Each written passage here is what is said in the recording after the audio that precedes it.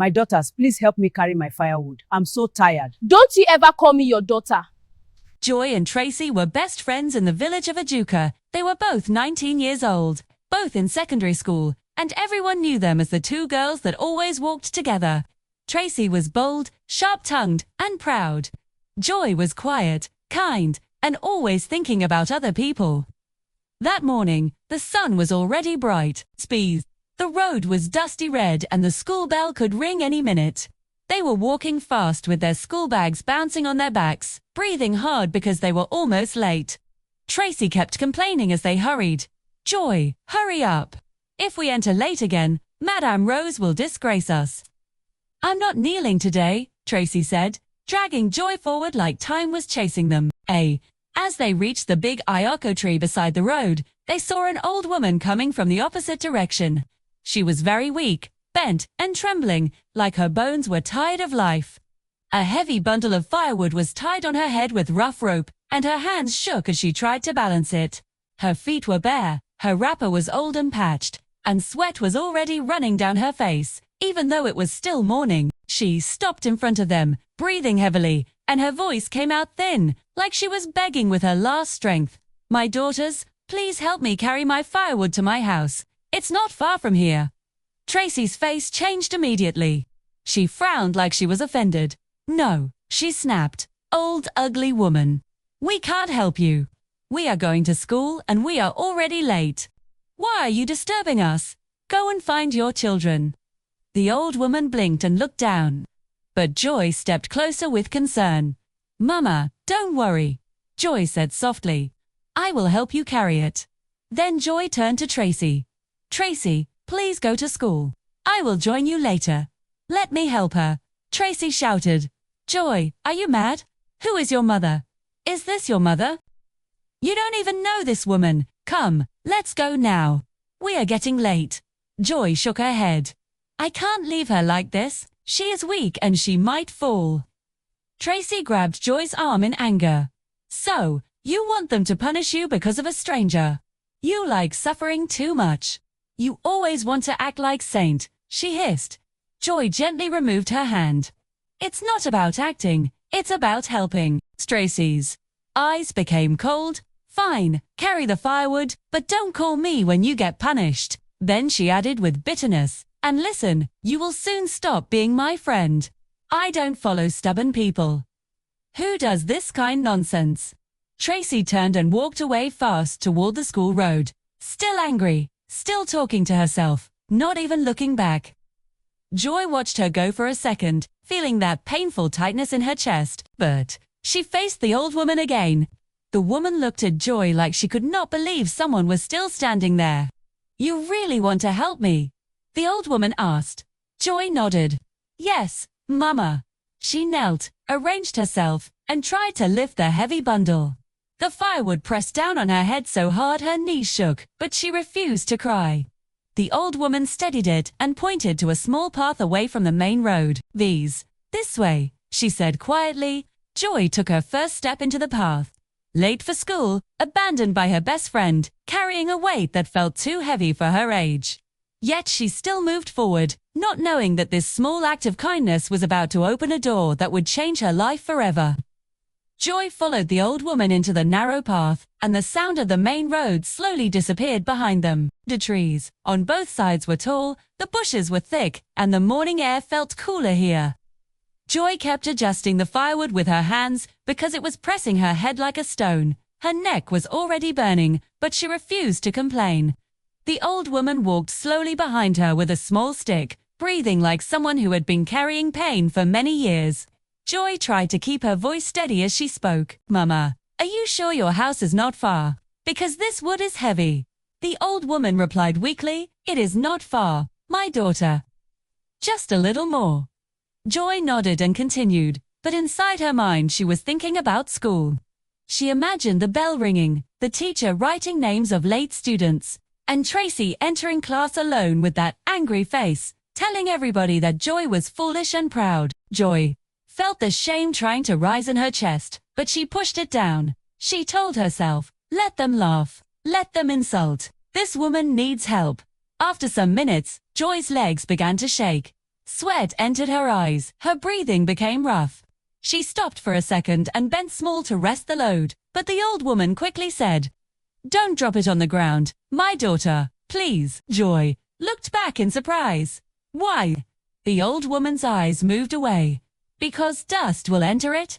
Joy did not understand, but she forced herself to hold it again and continue. The deeper they went, the quieter everything became. Joy started feeling uneasy, not because she was scared of the old woman, but because the place looked like nobody lived around here. Joy asked again, "Mama, do you live here alone?" "D." The old woman answered slowly, "I live with what life gave me." Joy frowned. That answer sounded like a riddle. Joy wanted to ask more, but she did not want to sound disrespectful. Soon the path opened into a small clearing, and Joy slowed down because her eyes could not believe what she was seeing. In front of her was a small compound. It was an old place, quiet and tired, like it had been standing there for too many years without joy. Deef. The old woman pushed the gate open gently and said, "Come inside, my daughter." Joy entered slowly, still carrying the heavy firewood.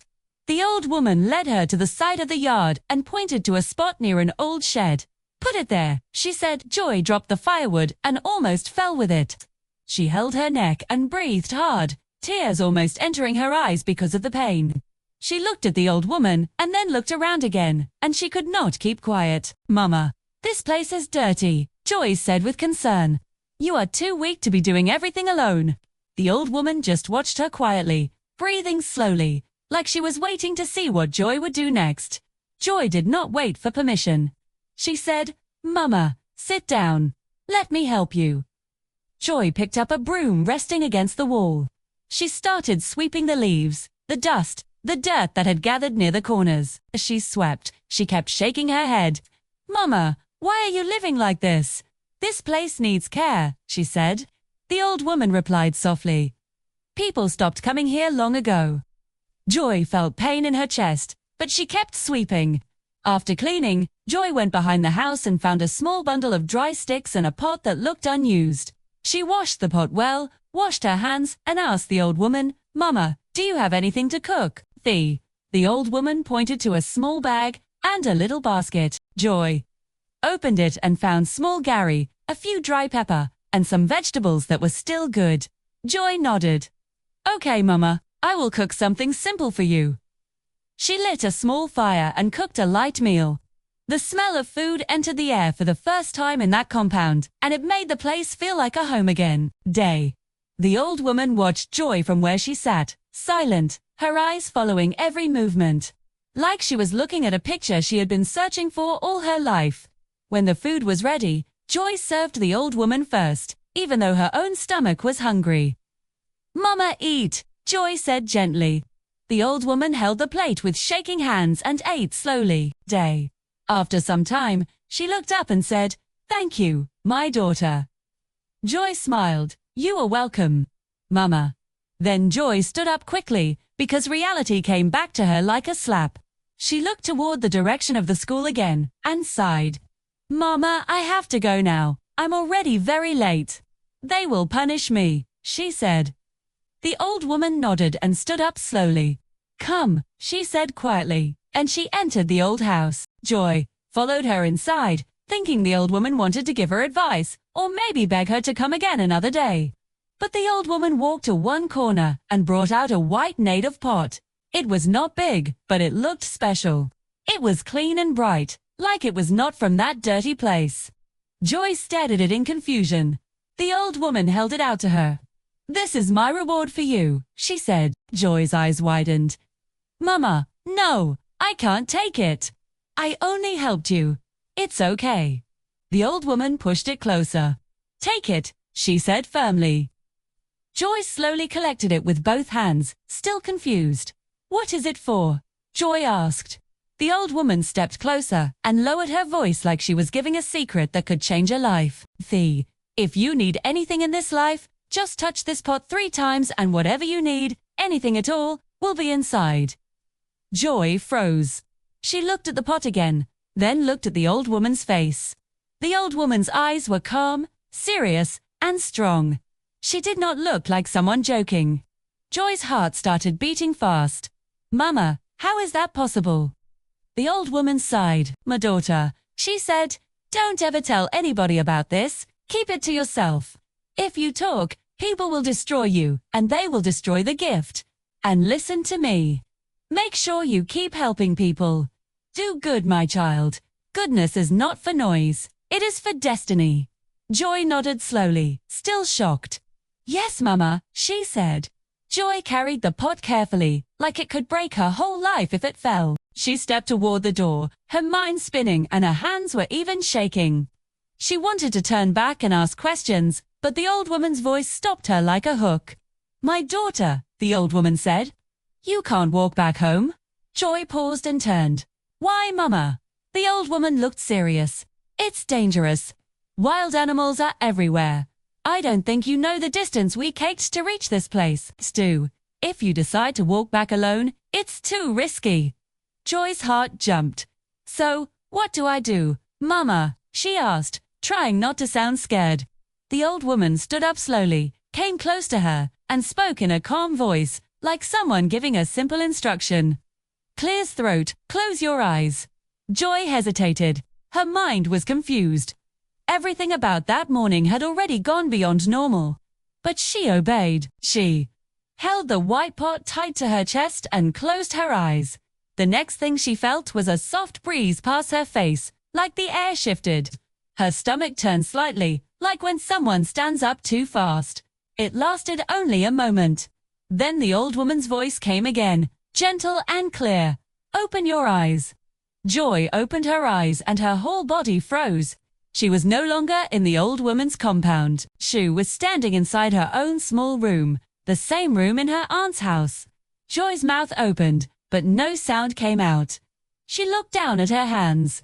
The white native pot was still there. Her knees became weak. She sat down slowly on the mattress, like her legs could not carry her again. Her heart was beating like a drum, and her eyes moved around the room again and again, as if she expected the walls to change. No. "How?" she whispered. She rushed to the window and looked outside. She could see the village road. She could hear people's voices. She could hear normal life. It was like that strange place never existed. Joy held the pot tighter. Her breath shook. Then she whispered again, this time with fear and shock together. "What just happened to me?" Minutes later, Joy was still standing in the middle of her room. Her mind kept replaying everything like a film. The old woman's weak voice, the heavy firewood, the dirty compound, the sweeping, the cooking, the white native pot, and then the strange way she opened her eyes and found herself back in her room. Joy's heart was still beating fast. She kept asking herself the same question again and again. Was it real? Was it a dream? How did I get back so fast? She took a small step, then stopped again, still confused, still lost in thought. Suddenly, the door of her room slammed open. Her aunt rushed in, angry like a storm. She didn't even greet. Then her face twisted with irritation. "Joy," she shouted. "So you did not go to school." Joy blinked like she was coming back to life. "Auntie," she managed to say, but the woman didn't allow her talk. "What are you doing in this house this morning?" The aunt continued, stepping closer. "Are you now seeing men?" She looked Joy up and down with disgust. "Is that why you're standing here like this, looking confused, like somebody that just came from somewhere?" Joy's mouth opened again. "No, Auntie, but the aunt cut her off with a loud hiss. "Shut up," she snapped. "Don't you ever open your mouth to lie for me. You're in uniform, and you're still at home, so what is it? You think you are grown now. You want to start sleeping around." Joy's eyes widened in shock. "Auntie, I didn't do anything like that," Joy said quickly. "I was just what?" The aunt barked, just standing like a goat. She shook her head hard. "Thank God I have not paid your school fees yet. Thank God. God save me. This useless girl wants to disgrace me." Joy's throat became tight. She tried to stay calm. "Auntie, please. I only helped an old woman, and I got late." And the aunt laughed wickedly. "Old woman," she repeated. "See story. Every day you have story. Tomorrow it will be I helped a young man. Next, tomorrow it will be I fell into someone's bed. Listen to me, Joy. If you like, continue. If you like, spoil your life, but don't bring shame to my house. Joy's eyes were watery. Auntie, I'm not spoiling my life, she said softly. I was coming to go to school now. The aunt scoffed now when they have already started lessons. You see, you are useless. Then, she spoke louder like she wanted the whole compound to hear. You are eating my food, wearing my clothes, and you still want to waste my money in school. Joy shook her head. Auntie, please, what? The aunt interrupted. If you talk too much, I will stop you from going to school completely, because I have not even paid your fees. I'm even happy I did not pay it. Useless girl. Joy stood there holding her tears while her aunt kept pouring insults on her like hot water. And inside Joy's chest, fear and anger mixed together. The next morning, Joy and Tracy were on the road to school again, but the air between them was not the same. Tracy walked fast and angry, her face tight like someone chewing bitter cola. Joy followed beside her quietly, holding her bag and trying to act normal, but her mind still remembered everything from the day before. Tracy did not even greet her well. She just started talking with fire. So, you left me yesterday and followed that witch old woman, Tracy said with irritation. Joy, you are lucky she did not eat you. I thought she was going to harm you. You are very stubborn. That's what I hate about you, too. Don't listen to me as a friend. Joy sighed and looked at her. Tracy, there is nothing wrong in helping people. She said calmly, you are too hard. Try to be soft, small. Your own is too much. Tracy stopped walking for a second and faced Joy. Soft, she repeated with sarcasm. You want to die young. That's why you like being soft in this life. Phew. If you are too soft, people will use you and throw you away. They continued walking, and Tracy shook her head. See you think you are wise. One day your goodness will put you inside trouble. Joy did not reply. She just kept walking because she didn't want another fight. After a short silence, Tracy's mood suddenly changed like she remembered something sweet. She leaned closer and lowered her voice like gossip. By the way, she said, some big city boys are coming to the village tomorrow. They are hosting a big party at night. Music, drinks, everything. All the fine girls will be there. Will you go with me? Joy's eyes widened immediately. Never, she said quickly. I'm not going anywhere. I will be at home reading my books. Tracy stared at her, as if she heard madness. B-books, Tracy repeated. Joy, are you serious? Joy nodded. Yes. I want to finish school. Well, I'm not doing night party, Tracy hissed loudly. You are really a local village girl, she said with disgust. A village girl that doesn't know anything about enjoyment. You don't know what life is. Joy looked at her and spoke softly but firmly. Enjoyment is not everything, Tracy. Not everybody wants that kind life. Tracy rolled her eyes and increased her speed. Stay with your books, she snapped. B. When you see people progressing, don't cry. Joy stayed quiet, but inside her heart, she felt that familiar pain again. The pain of being mocked for being different. Still, she told herself one thing as she walked. I will not change my heart because someone wants to shame me. At break time in school, Tracy came to meet Joy where she was standing near the classroom corridor. Tracy's face was serious like she came with hot news. Joy, they did not call your name this morning on the assembly ground for unpaid school fees. How come? Have you paid your fees? Joy nodded. Yes. Tracy's mouth opened in shock. How? She asked. So, your aunt finally gave you the money. Thank God. Oh, before that wicked woman blocks your future. Joy's eyes changed. Tracy, please don't insult her, she said quietly. Tracy waved her hand. Whatever, she replied, not caring. Jets! Then, a junior student walked past them slowly. He looked sad, like someone carrying heavy thoughts.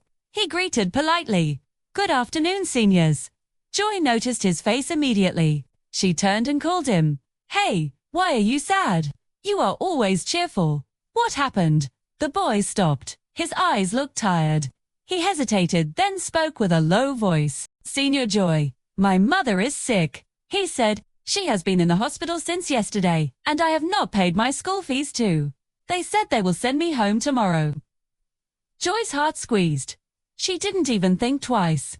She held his shoulder gently and said, "Don't worry. Tomorrow morning, I will pay your school fees." The boy's eyes widened.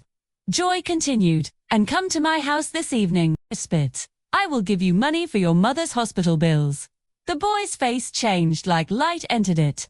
"Ah, clears throat, thank you, Senior Joy," he said happily. "God bless you." He almost bowed. Thank you. Then he hurried away, smiling for the first time. The moment he left, Tracy stepped closer with a strange look on her face. "Wait a minute," she said slowly. "Joy, is there something you are not telling me?" Joy looked away. "Nothing at all," she replied quickly. Tracy's eyes narrowed. "Stop that nonsense," Tracy said. "What do you mean nothing? You just promised someone money. Me and you know you are poor. Where will you get money from?" Joy's heart beat fast, but she kept her face calm. "Tracy, I'm not poor," Joy said. "Don't worry. The Lord will provide." Tracy laughed. "Not the happy kind, the mocking kind. I knew it. You are sleeping with men in this village. That's where the money is coming from. I thought I was the bad egg, but you are worse. You are doing it secretly." Joy's eyes widened in shock. "Tracy, how can you say that?" Tracy frowned, then explained. She challenged. "How did you pay your fees? How are you promising hospital money? Don't tell me God will provide like small children, Joy. I know you." Joy swallowed hard. She wanted to tell Tracy the truth, but the old woman's warning flashed in her mind like fire. "Don't ever tell anybody. Keep it to yourself." Joy forced herself to breathe and said, "Tracy, I'm not sleeping with anybody. Please stop talking like this." Tracy shook her head slowly. "If you like, lie," she said, "but I will watch you because something is going on." Joy looked at her best friend and felt something painful and deep. Tracy didn't trust her at all. After school, Joy walked home quietly, like nothing happened. When she reached the house, she entered her small room and locked the door gently. She stood there for a moment, breathing slowly. Then she remembered the white native pot. Her hand shook small as she brought the pot out and placed it on the floor. Joy looked at it like she was talking to a living thing. She bent down, touched it 3 times, and whispered, "Please, my dear pot, I need money." Immediately, the pot produced money. Joy's eyes widened. She held her mouth with her hand to stop herself from shouting. It was real. It was not a dream. She quickly collected the money, counted what she needed, and hid the remaining safely. Then, she stepped out of the house. As she was walking down the road, she met the junior student's father coming toward her.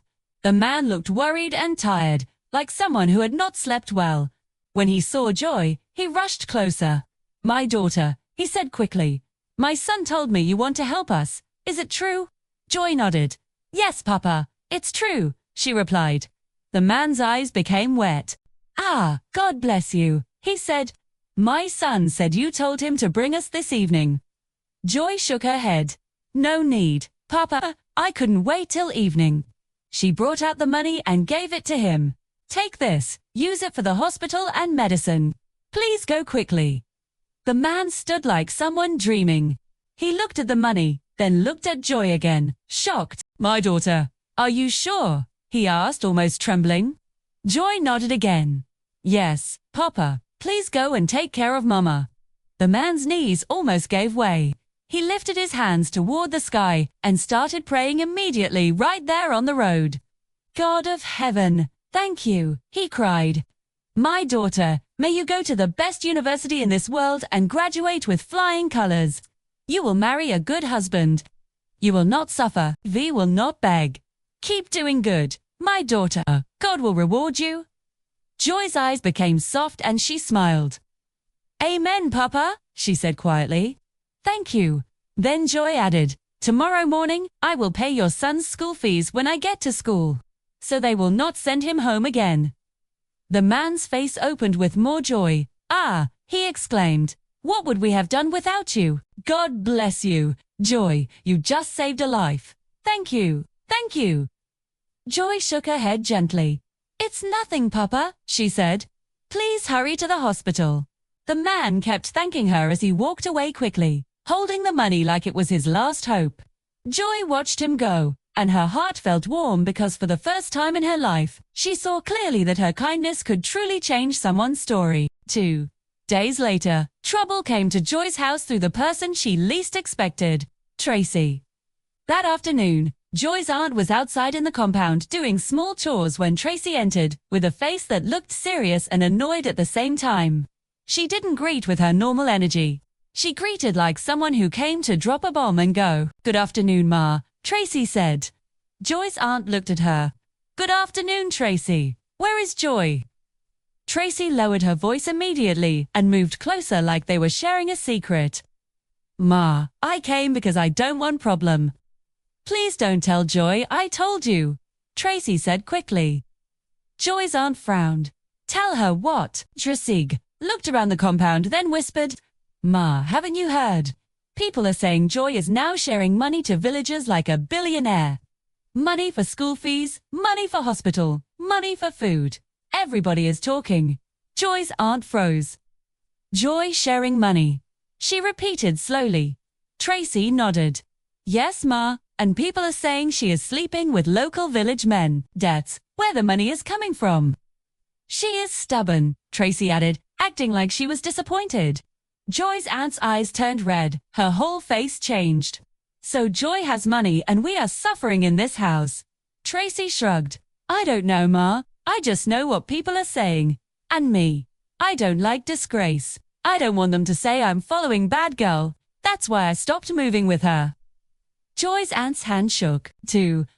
So she has been hiding money from me," she shouted. Tracy quickly lifted her hands. "Ma, please. Oh, don't mention my name. I didn't tell you anything. I just came as a friend," Tracy said, already stepping back. Joy's aunt was already boiling. "Friend indeed," she barked. Leave my compound." Tracy turned and rushed out immediately, like she had finished her mission. Joy's aunt stood there breathing hard, pacing the compound like someone whose head was on fire. "So this girl has money, and she is doing big girl outside," she kept saying. "Me. I'm here struggling, and she is hiding money. God will not forgive her." Just then Joy entered the compound, not knowing that her life was about to turn upside down. Before she could even greet, her aunt rushed toward her like a lion. "Joy," she screamed. "So you are now sharing money in this village like a billionaire." Joy stopped suddenly. "Auntie, what are you saying?" Her aunt's eyes were full of anger and shame. "Don't ask me anything," she shouted. "Where are you getting money from?" "Where? They said you were paying people's hospital bills, paying school fees. Are you sleeping with men in this village?" Joy's heart jumped. "Auntie, I'm not sleeping with anybody," Joy said quickly. Her aunt laughed a bitter laugh. "Then where is the money coming from?" she demanded. "Answer me." Joy opened her mouth, but no words came out, because she remembered the old woman's warning clearly. "Don't tell anybody." Joy's silence made her aunt even more angry. "So, you will be hiding money from me. You want to eat money alone while we are suffering." Joy held her aunt's hands gently. "Auntie, please," but her aunt pushed her away. "Please, what?" she screamed. "Useless girl. You will disgrace me in this village." Days later, Joy and Tracy were walking slowly on the village road, just strolling like people who had time. Tracy was talking like everything was normal, but Joy could still feel the bitterness inside her. They were walking. An old woman from the neighboring appeared from the side, looking weak and tired. Her wrapper was worn, and her face showed suffering. She greeted them and begged softly, "My daughters, please help me.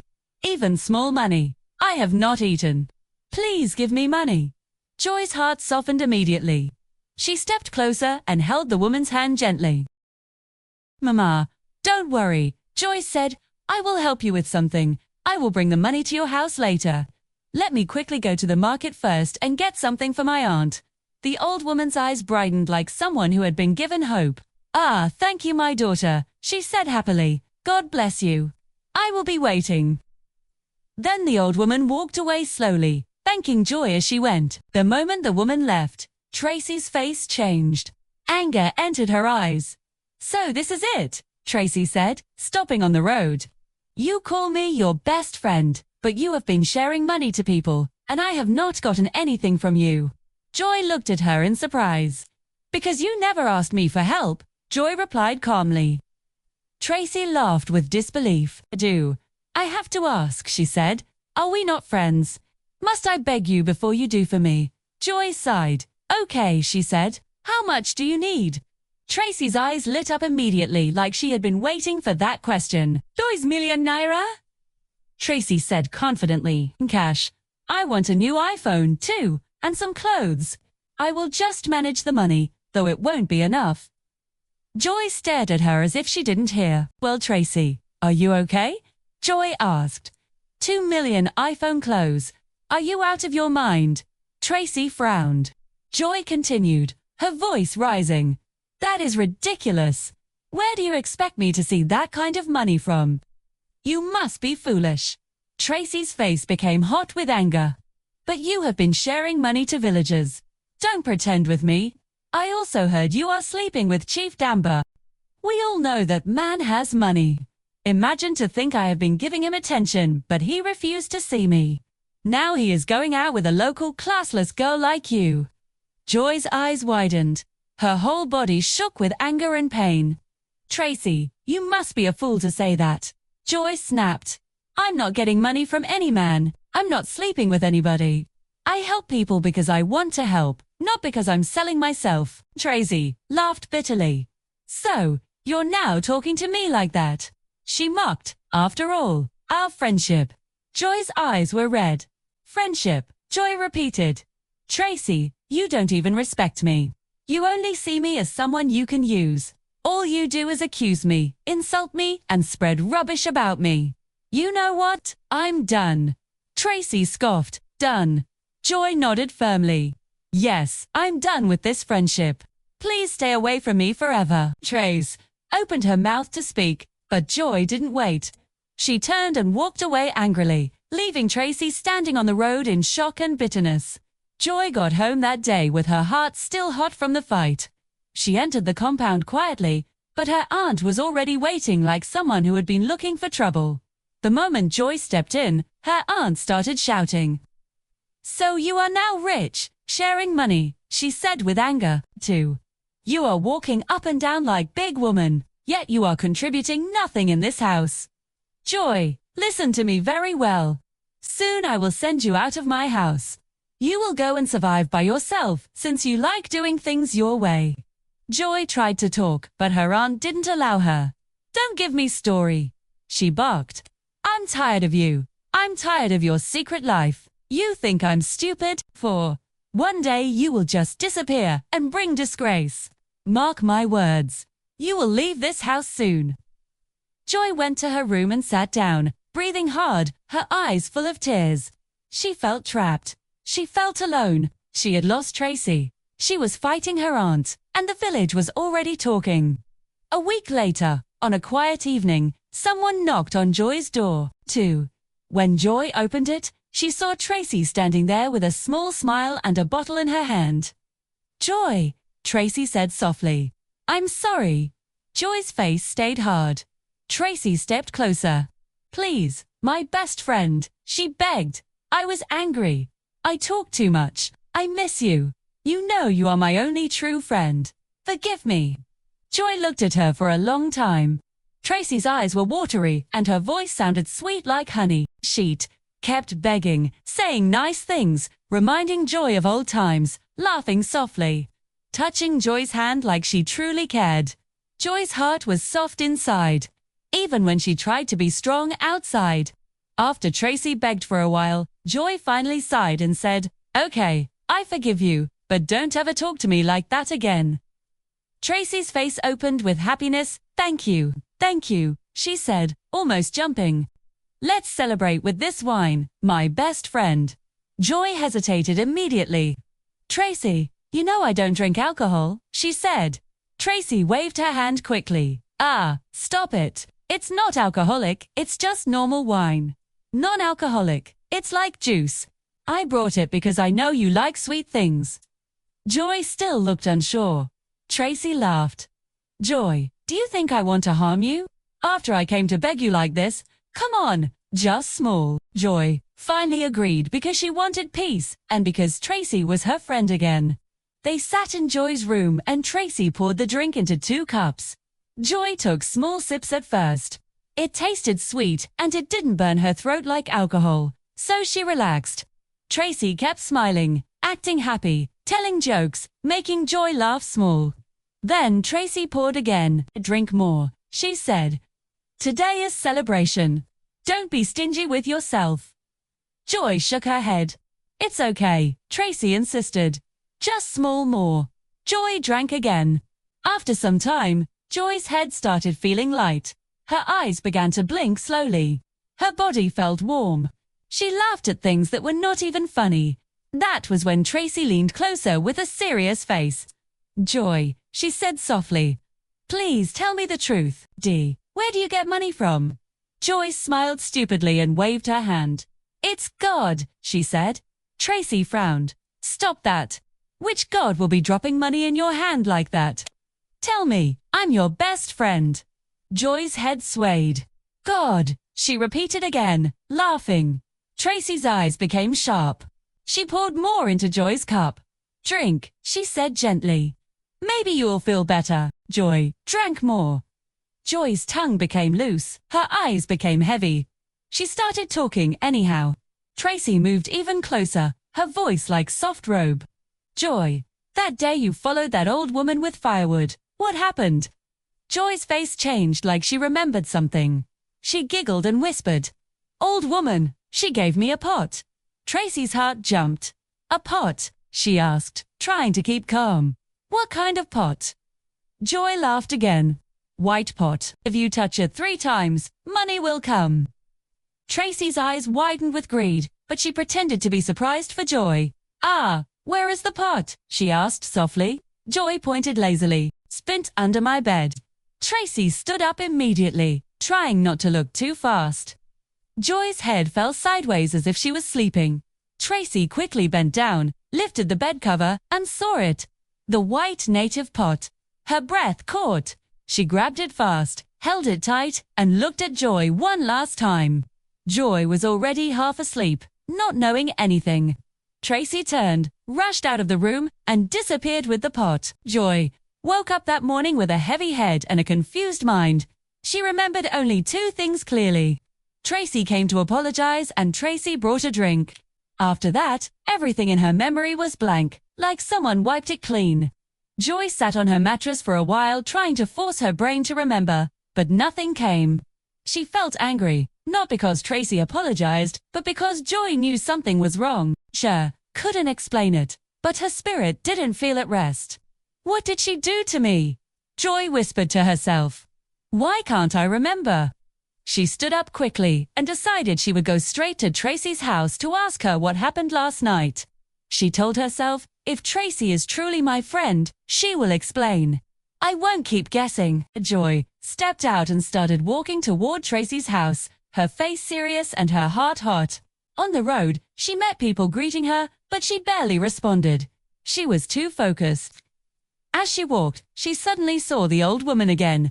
The same old woman from the firewood day coming toward her slowly with her walking stick. Joy's steps slowed in surprise. Mama, Joy said, forcing a small smile. I'm happy to see you. Where are you going to? The old woman looked at Joy, and her eyes became deep, like she already knew what was in Joy's heart. My daughter, the woman said quietly. There is trouble. Joy frowned. Trouble? What trouble, Mama?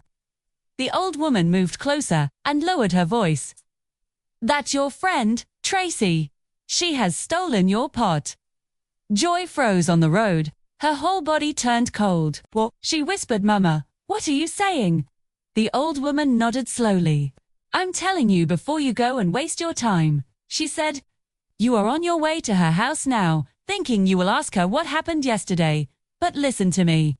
If you go back home now, you will discover the pot is no longer there. Tracy took it. Joy's mouth opened, but no words came out. Her eyes widened in shock. For A moment, she just stood there, breathing hard like the village road had turned into a dream. Joy shook her head slowly. No, Mama, it can't be Tracy. Tracy is my best friend. The old woman's face stayed calm. Your friend is evil, she replied. Could you believe she is already on her way to the city? Don't even bother going to her house. You will not meet her. Joy's knees became weak. City, she repeated. So she planned it. The old woman nodded. Joy's eyes filled with tears immediately. She looked at the old woman like a child that just lost everything. Mama, what will I do? She asked, trembling. I'm so sorry for everything. I should not have accepted her apologies. I didn't know she is this evil. Please forgive me. The old woman gently held Joy's hand. I don't blame you, my child. You are a good person. You trusted someone you loved. That is not your sin. Joy sniffed, tears falling. But Mama, I failed you. I lost what you gave me. The old woman's eyes looked strong. Don't worry, karma will soon deal with her. Evil does not run forever. It always meets its judgment. Joy nodded slowly, crying as if her heart was being squeezed. She turned back, not even knowing how her feet carried her. She just walked back home with tears on her face, because now she already knew the truth. Before she even checked, her best friend had betrayed her. Tracy reached the city that same day with her heart beating like drum.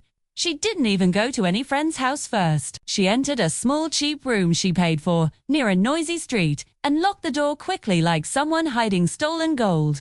She brought out the white native pot and placed it on the floor, staring at it with hungry eyes. So it's true, she whispered with a smile.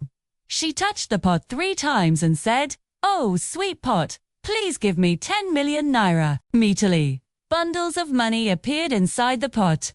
Tracy screamed and covered her mouth fast so people outside would not hear. She started laughing, shaking, and crying at the same time. Yes, I'm rich, she whispered loudly. Money, I love money. She carried the cash, spread it on the bed, rolled on it like a mad person, and kissed it. Her eyes were shining like someone that had been waiting for that moment all her life. Joy is foolish, she muttered. She doesn't know what she's holding. Now it's mine. That same day, Tracy entered one of the expensive boutiques in town. She bought new hair, new wig, new lashes, expensive perfume, shoes that shined like mirror, and dresses that hugged her body like she was born in the city. She walked into phone shops and pointed like a boss. Give me the latest iPhone, she said, throwing money on the counter like it was paper. People started smiling at her, calling her madam, treating her like a big girl. That sweet attention entered Tracy's head immediately. She began to feel like she was above everyone. By evening, she entered a big salon and did her nails, her brows, everything. She kept checking herself in the mirror, smiling. Finally, she said, I have arrived. Night came and Tracy went to a club. Loud music, flashing lights, bottles on tables, people dancing like they didn't have tomorrow. Tracy sat in front like a celebrity. She ordered drinks and she sprayed money to impress strangers. Men gathered around her quickly, laughing at her jokes, calling her baby, asking for her number. Tracy enjoyed it like a hungry person eating for the first time. She danced, shouted, and posted pictures like she was living her best life. In her mind, she didn't steal anything. She told herself it was destiny. She told herself joy was too slow and too holy. Life is for smart people. She laughed. The following day, Tracy woke up and realized the truth she refused to admit. 10 million naira was already finished. She had spent like someone who wanted to prove something to the whole world. Shopping, club, drinks, hotel, hair, nails, new phone, giving strangers money just to hear madam. When she checked her bag and counted what remained, her heart squeezed with fear and greed. Instead of learning, she became more hungry. It's not enough, she muttered. I need more. She brought out the white pot, smiled sweetly at it, like it was her boyfriend, and touched it 3 times. Oh, sweet pot, she said softly. Please give me more money, plenty money. She waited, smiling already, imagining herself buying a car and renting a big apartment. But this time, The room became strangely cold. The pot shook small, then vanished in front of her eyes like smoke. Tracy's smile died immediately. She screamed, "My pot!" Before she could even move, the air in the room changed, and two masquerades suddenly appeared as if they came out from the ground. Their bodies were covered, their faces hidden, and their presence filled the room with fear. Tracy's legs became weak. She tried to run, but her body refused to obey. The masquerades moved fast and began to beat her, not with blood or anything messy, but with heavy strikes that made her cry and beg. Tracy screamed, "Help! Help me!"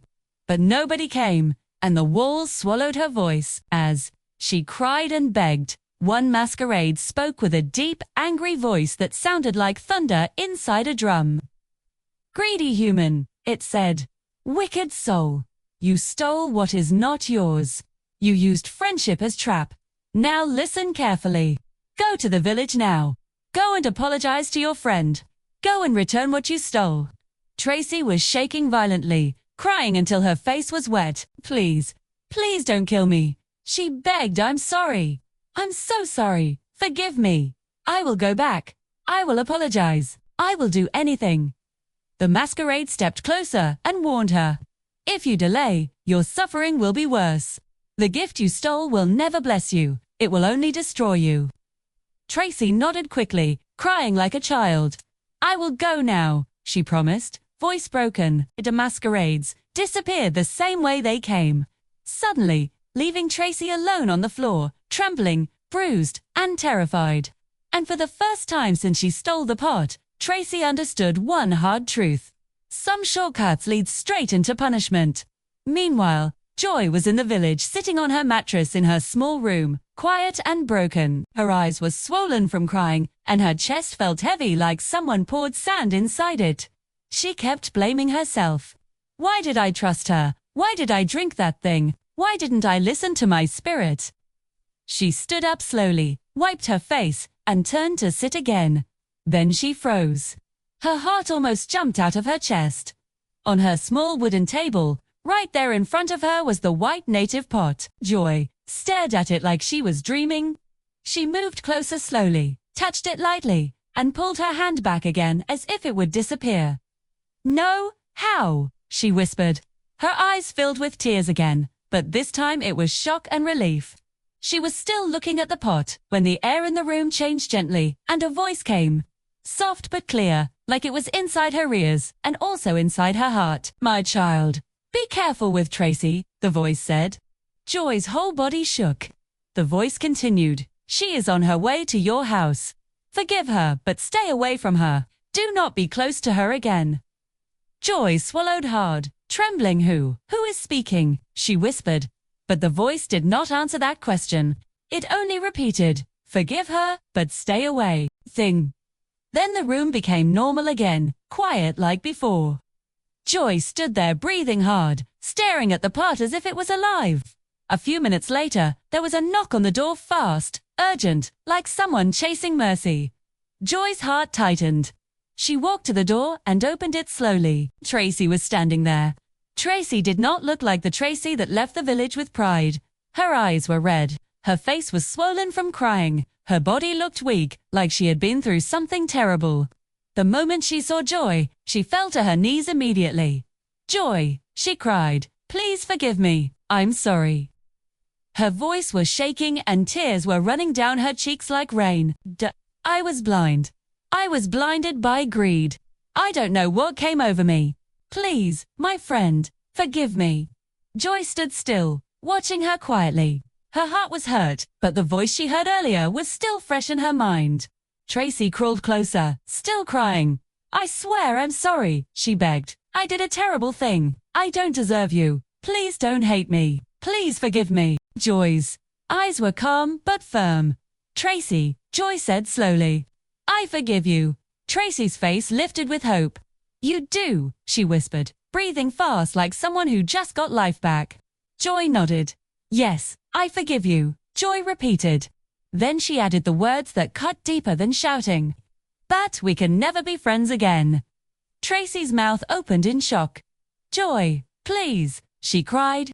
Joy shook her head. "No," she said firmly, I wish you good luck. I pray you change. I pray you become a better person. But you can't be close to me again. You betrayed me. You used me, and I can't pretend it didn't happen. Tracy started crying louder. Joy, please, I beg you. We've been friends since childhood. Joy's voice stayed steady. That's why it hurts. But my decision is final. Tracy tried to hold Joy's hand, but Joy stepped back gently. Go, Tracy, Joy said. Please go. Tracy's shoulders shook as she cried. She wanted to talk more, to beg more, to force Joy's heart to soften, but Joy did not move. Joy did not shout. Joy did not insult her. She just stood there strong and quiet, like a door that would not open again. Tracy finally stood up slowly, wiped her face, and nodded like someone accepting punishment. She looked at Joy one last time, full of regret, then turned and walked away from the compound, sad and empty. Joy watched her go, and even though tears entered her eyes again, she did not call her back. Because forgiveness does not always mean access, and some friendships must end to protect a good heart. Joy continued her life quietly in the village, using the white pot only to help people who truly needed help. She paid school fees for children that were about to drop out. She helped sick people buy medicine. She supported widows and old people with food and rent. She never showed off. She never made noise. She remembered the warning and kept her heart clean. One day, news spread through the village that the prince had returned home from overseas. He had heard stories about a young woman in the village who helped people without pride, who changed lives quietly. Curious, the prince asked to see her. When Joy was told, she was shocked and scared. The first day they met, something gentle happened between them. There was no pride, no force, just peace. They talked like two people who had known each other for a long time. The prince admired her kindness and wisdom. Joy admired his humility and calm spirit. From that first meeting, love grew naturally between them. Just days into their friendship, the prince spoke clearly. Joy, he said, I have seen many women, but I have never seen a heart like yours. Will you marry me? Joy's eyes filled with tears. Not tears of fear, but of gratitude. She nodded with a smile. Yes, she said softly. I will marry you, but far away. Tracy heard the news. The moment she heard that Joy was going to marry the prince, anger entered her like poison. Joy again, she shouted. She always gets the best things. Who the hell is she? That prince is mine. Her heart burned with jealousy. She took money. She took respect. Now she wants to take my man too. Tracy's eyes became dark. I can't watch her marry him, too. The prince is supposed to be mine. Blinded by hatred, she went to a native doctor deep in the bush. She told him everything and demanded a charm to unalive Joy. The man looked at her carefully and said, This path is dangerous. If you take this charm, don't look back. Even if someone calls your name, don't turn. If you do, your life will change forever. Tracy nodded quickly. I won't look back, she said. Just give it to me. The man gave her the charm, and Tracy left with her heart full of darkness. As she walked through the bush path, fear and excitement mixed inside her. Suddenly, she heard a male voice behind her. Tracy, how are you doing today? Her heart jumped, but she remembered the warning. She did not look back. She kept walking. Then, the voice came again, softer, sweeter. It's me, my queen, the voice said. It's the prince, your prince, the man you want. Tracy's heart exploded with hope and desire. The prince, she thought, forgetting the warning, forgetting everything, she turned back. The moment she did, her eyes changed. She screamed, her mind broke like glass. Tracy ran wildly, shouting and laughing at the same time. She ran straight to the palace, burst into the king's presence, and fell to the ground crying. She confessed everything. How she planned to take Joy's place. How she went for a charm to unalive her. It was greed. It was the devil. She shouted, Forgive me. The king stood in shock, unable to speak. Before anyone could stop her, Tracy suddenly jumped up and ran out of the palace, laughing and crying, disappearing into the bush, lost to the very evil she chose. And in the village, Joy stood peacefully, unaware of the storm that had just ended behind her. As destiny protected the one who chose kindness over greed, A month later, Joy and the prince got married. Joy wore a beautiful traditional outfit, but what made her shine most was her smile. Soft, peaceful, and full of gratitude. The prince looked proud and happy. Not proud like a proud person, but proud like a man who finally found the right woman. After the wedding, Joy moved with the prince, and they lived happily. Joy didn't change into a proud woman because she married royalty. She kept her simple heart. She still helped people, still respected elders, and still cared for those who had nobody. The prince loved her even more because of that. Their home was filled with peace, laughter, and love. Not long after, Joy's aunt came crying. She was ashamed. She knelt down and begged for forgiveness, confessing how she insulted Joy, threatened her, and treated her like a burden. "My daughter," she cried, "I was wicked. I was blind. Please forgive me." Joy looked at her and remembered all the pain, but she also remembered her own heart. Joy lifted her aunt up gently and said, "I forgive you." Her aunt cried harder. Not because she was punished, but because she was forgiven. Joy told her, "Let's move forward.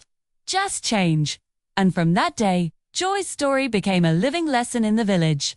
That goodness may be delayed, but it never dies.